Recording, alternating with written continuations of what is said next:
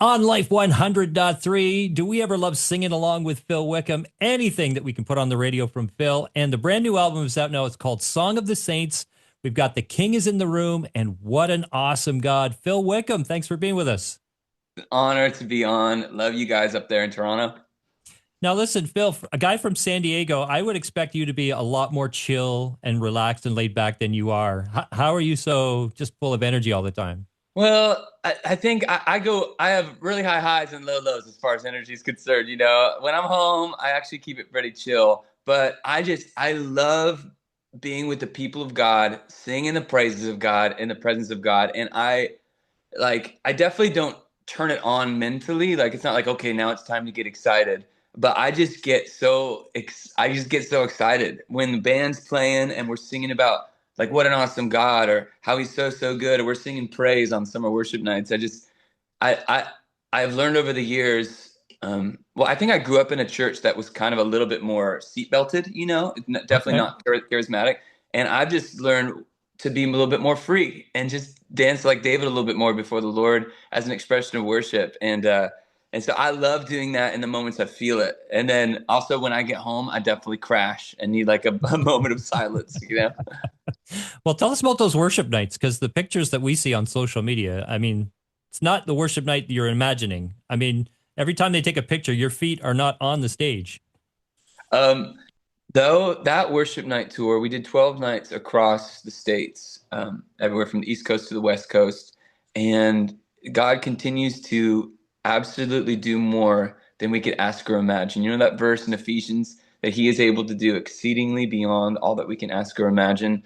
Me and Brandon are good buddies, me and Brandon Lake, and we have some of the same team. And so we thought, well, let's take some of our usual off time in the summer and do a couple weeks together because we just want to hang out. And so we created this thing called Summer Worship Nights, not trying to make it a big deal, or just wanted to hang out and lead worship together. And over 3 years, it grew to this thing where, I mean, we had 30,000 people in a stadium sold out, in Pennsylvania. And every night in these arenas were sold out, full of anywhere from 18 to 30,000 people singing out. And obviously, they've connected with me and Brandon. But the cool thing, I think people, they know the marching orders. It's like, yeah, we're all here to worship Jesus and to lift up his name. And it's a beautiful thing to do it with a community so strong and huge. And so, because of all that energy, it's hard for me to keep my feet on the ground, Yeah. because hearing 20,000 people sing, "The King is in the room," is just Right. like, wow, Lord. I just feel like I'm a part of it. I'm not leading it. And so it was an amazing, amazing tour. Wow. All right. Well, let's talk about that song because I'm imagining some people maybe flipping the dial Christian radio and they come across that and they go, "What king? What room? What are you talking about? Isn't God everywhere?" So, I mean, maybe just take a little bit of that apart theologically if you want. Yeah, well, that exactly is what the song is about. God is everywhere. And so, whatever room you're in, whether it's the room of a subway or an Uber car or your church or a hospital or your kitchen or your bedroom or your schoolroom or your cubicle or the room of nature itself, God is there. And that's what this song was actually written for me specifically.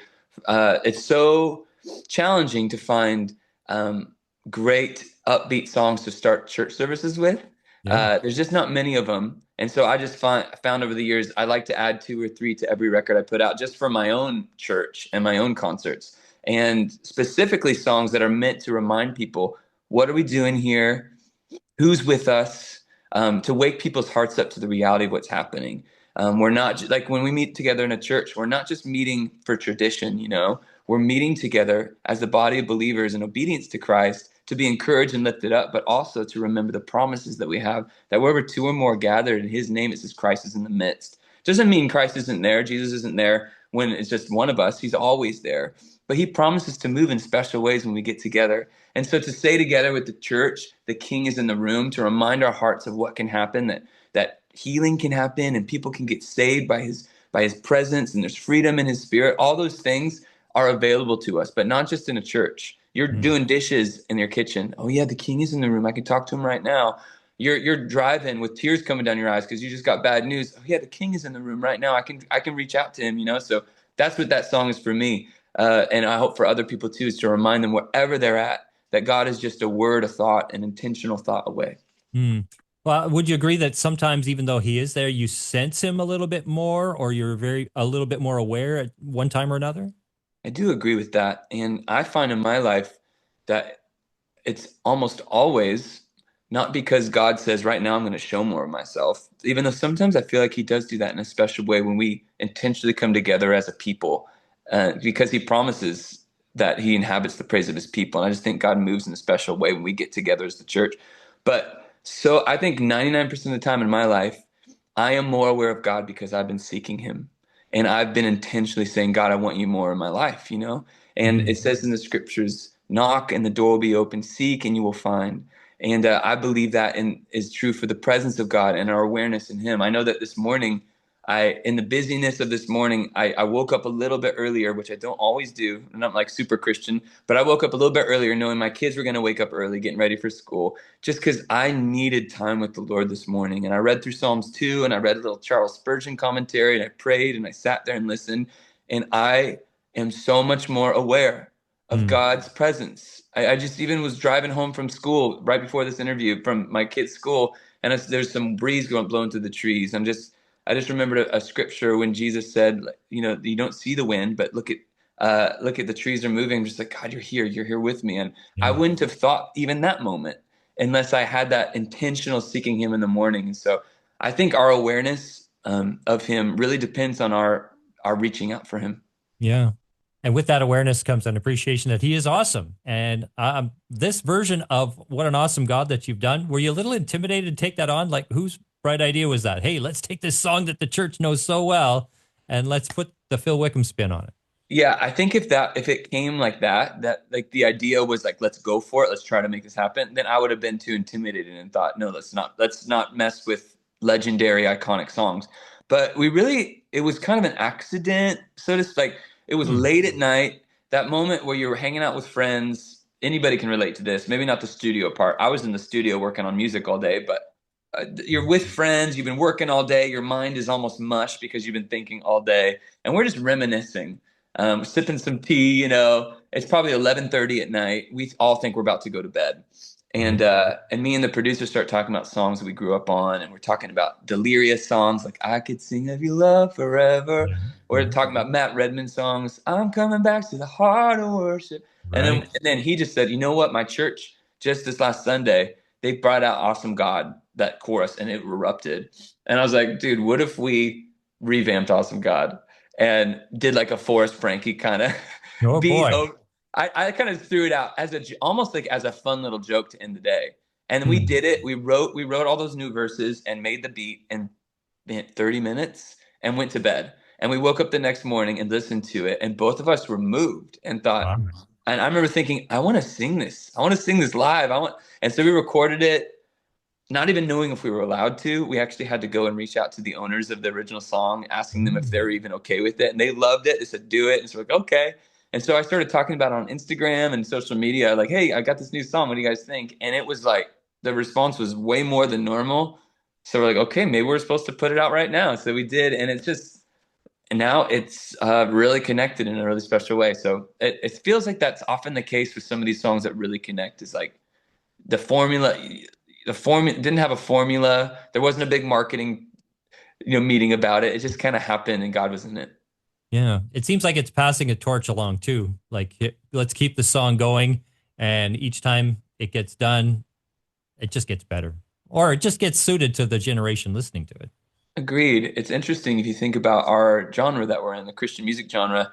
I mean, obviously it's been going a little bit further than the 80s, but it Mm. really, modern Christian music started in the late 60s maybe, but mostly in the 70s, as far as modern Christian recorded music, you know. And so we're just coming into a place where uh it's about 50 years, 40 years, 30 years, Yeah. or maybe about, and so the new generation hasn't heard many of these songs. And where I think other genres back from starting in the 90s, like hip hop and stuff, they were taken from soul and they were taken from these 60s songs. And the country's been doing it and pop's been doing it for years. And I wonder if more Christian artists are going to bring back, like, there's like Shout to the Lord and I Could Sing Your Love Forever. And I wonder if there's new versions of these things ready to be unearthed. Yeah. Yeah. Well, don't be afraid to try it. I'm just saying. I'm not gonna try too hard. Just gonna let it happen when it happens. Okay. Got enough time just to ask you about what's the family up to? I think last time we talked, you just got a dog or a puppy and everything was Yeah, going on. So how is the family doing? How is everybody? the family's good. Everybody's great. Everybody's growing up, and at school, back at school now. Yeah. The dogs are good. Yeah, there's a whole crazy story about one of the dogs. We got conned. We thought we were buying like this expensive golden doodle, but we really just bought like some mutt that had mange and gave my family mange infestation in 2020. But they're all good now. And just released a new record called Song of the Saints that I'm so excited about. It's amazing to see after a year of working on this. Just released it a few weeks ago or whatever, and uh, amazing to see God using the songs already to connect people to Him. And going to be doing a 24 city tour throughout the states, the Song of the Saints tour with Torrin Wells and Jamie McDonald, all through the spring next year. And so just moving and thankful and continuing just to try to be obedient to the Lord in the small things. Awesome. And if you can, just drop it in your prayers pre-concert to pray to come to Canada. Yeah, I love coming to Canada. I'm sure we'll do it in the next couple of years. Awesome. Awesome. It's Song of the Saints, Phil Wickham. Thanks for spending some time with us, man. Thank you guys.